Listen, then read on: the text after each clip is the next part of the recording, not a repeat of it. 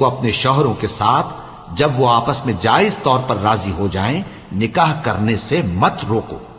اس حکم سے اس شخص کو نصیحت کی جاتی ہے جو تم میں اللہ اور روز آخر پر یقین رکھتا ہے۔ یہ تمہارے لیے نہایت خوب اور بہت پاکیزگی کی بات ہے، اور اللہ جانتا ہے اور تم نہیں جانتے۔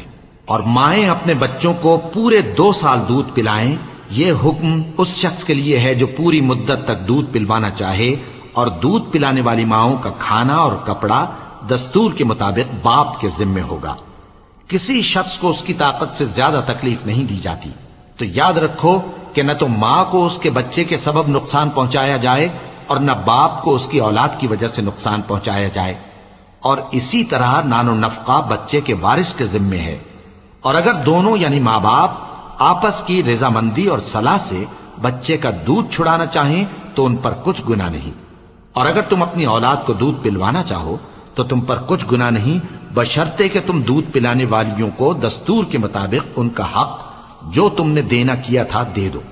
اور اللہ سے ڈرتے رہو اور جان رکھو کہ جو کچھ تم کرتے ہو اللہ اس کو دیکھ رہا ہے۔ اور جو لوگ تم میں سے مر جائیں اور عورتیں چھوڑ جائیں تو وہ عورتیں 4 مہینے اور 10 دن اپنے آپ کو روکے رہیں، اور جب یہ عدت پوری کر چکیں اور اپنے حق میں پسندیدہ کام یعنی نکاح کر لیں تو تم پر کچھ گناہ نہیں، اور اللہ تمہارے سب کاموں سے واقف ہے۔ اگر تم اشارے کنائے میں عورتوں کو نکاح کا پیغام بھیجو یا نکاح کی خواہش کو اپنے دلوں میں مخفی رکھو تو تم پر کچھ گناہ نہیں۔ اللہ کو معلوم ہے کہ تم ان سے نکاح کا ذکر کرو گے، مگر ایام عدت میں اس کے سوا کے دستور کے مطابق کوئی بات کہہ دو، پوشیدہ طور پر ان سے قول و قرار نہ کرنا، اور جب تک عدت پوری نہ ہو لے نکاح کا پختہ ارادہ نہ کرنا۔ اور جان رکھو کہ جو کچھ تمہارے دلوں میں ہے اللہ کو سب معلوم ہے، تو اس سے ڈرتے رہو اور جان رکھو کہ اللہ بخشنے والا ہے، حلم والا ہے۔